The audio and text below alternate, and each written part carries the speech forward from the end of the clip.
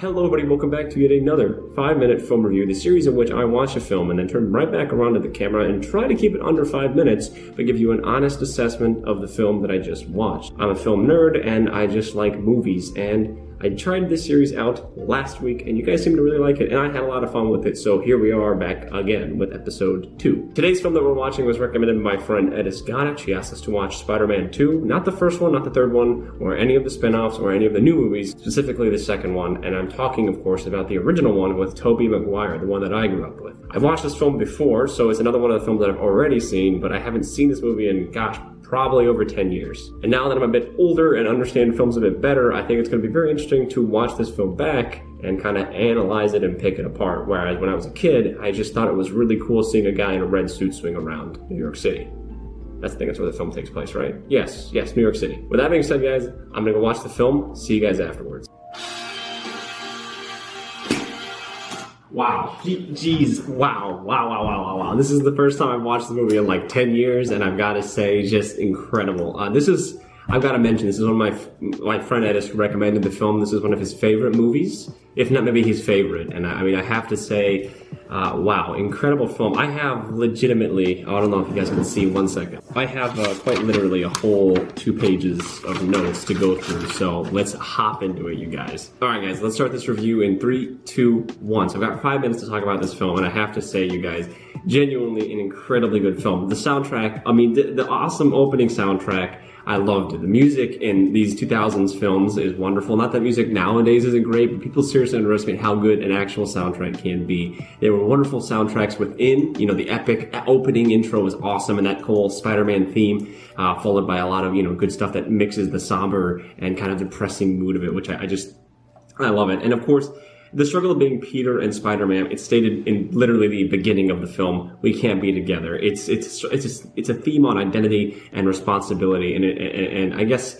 identity for me would probably be the biggest theme within the entirety of the film. And great opening scenes from the duality of Peter. When he's Peter, he's incapable, he's a loser, while when he's Spider-Man, he's a hero. And it kind of gives you an idea of how he thinks of himself. Even the doctor later on in the film, when he asks him, who does he think this guy is?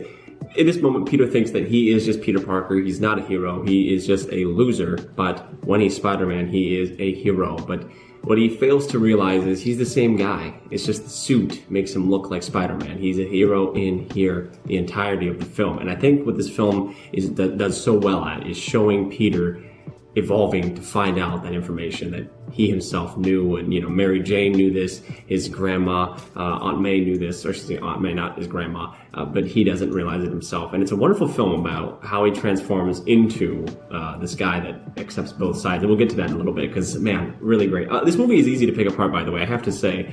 You can also see with Harry how he adopts this story arc of revenge, you know what I mean? And he also, I would say, mirrored Peter in a lot of ways, because he has kind of a double identity as well. He is Harry, but he's also his father's son. He's this new billionaire that's now at the head of the company, so he's trying to struggle with 2 different sides of himself as well. Same thing with Kirsten Dunst, of course, Mary Jane. She also has that 2 sides kind of duality. Her theme more is evolved around love. I would say that's what she definitely expresses, and the love story between them is wonderful. I think that it ties the entirety of the main plot of Peter's inner struggle. That's what it is. It's just he wants to be with Mary Jane, but he can't be. But he also wants to accept that he's Spider-Man and Peter Parker, but doesn't know how to do that. So I think those 2 go really well together, and the film did a very good job of showing that.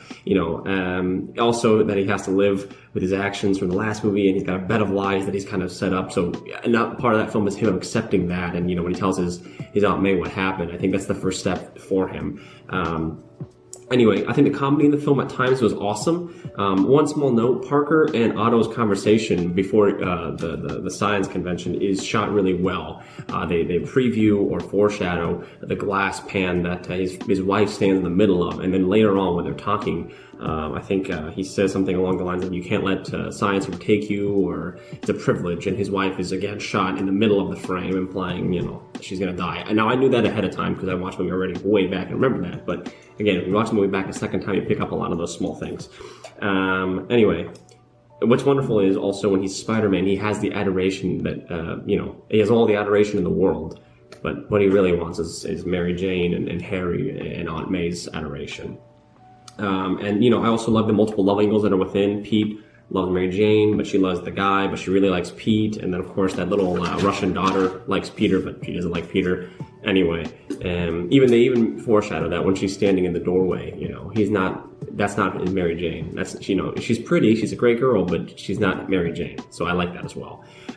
You get the first 30 minutes to set up the entire inner conflict, which is crazy because you don't really get the outer conflict, which is Otto trying to blow up the fucking world essentially until after 30 minutes in. So credit to Sam Raimi on this and the writing crew for giving that inner conflict its time to bloom. I've got 1 minute left. Anyway, the soundtrack is great. Yeah, that scene in the hospital when Otto turns into Octavius or the Doc Ock, love it. It was like a horror movie. Otto's theme, I'd say, is more science, but also a duality. The power. He's more powerful than he ever was before. I'm running out. The ending is great. The train scene, I didn't even talk about the train scene. Shit, the train scene symbolizes Peter pulling two sides together. He now is Peter Parker and Spider-Man at the same time. He's not separating the two. He is Peter Parker. It's getting really sunny out, guys, so I don't have much time left. Harry's revenge mirrors spot, and in order to understand what Spider-Man means, he sees what the world looks like without a Spider-Man, but it's not until Aunt May, the person that he loves the most, tells him, God damn it, it's getting really sunny. Okay, 15 more seconds, here we go. The chills when she finds out that he's Spider-Man, I love that. And at the very end with Harry, it's mirroring Uncle Ben and Peter's commitment to his uncle. He sees his Spider-Man as his uncle, but his uncle was trying to enlist him in these good qualities, and now with Harry and his dad, he sees his dad within him in the costume. Boom. I hope that was 5 minutes. I don't know if it actually was. Gosh. Look, guys, the movie was really great. I'm going to have to give it probably an 8.3 out of 10. I think that's really generous because I didn't even get to talk about some of the critiques I had, which was, more of the 2000s kind of esque shooting, and there was a few other things as well that I had gripes with, if you will. But again, 5 minutes to talk about the film, so done talking about it. Anyway, this series kills me because I want to talk about this film a lot more, but unfortunately, I have 5 minutes to talk about it. So, with that being said, I've used up a lot of my time already. So, with that being said as well, I just want to say thank you guys again for watching this video. I might do this again next week. This is so much fun just analyzing films because it helps me a lot, but it also, I think, it just makes for an interesting format of a content where I'm spewing as much information at you as I can in 5 minutes. So, anyway, next week I'll do this again, but I'm going to be watching a movie that I've never seen before that I've always wanted to watch, Memories of a Murderer by Bong Joon-ho, the same guy that did Snowpiercer and more kind of well-known Parasite. So I'm looking forward to that. That'll be sometime up next week, and I'm not quite sure when.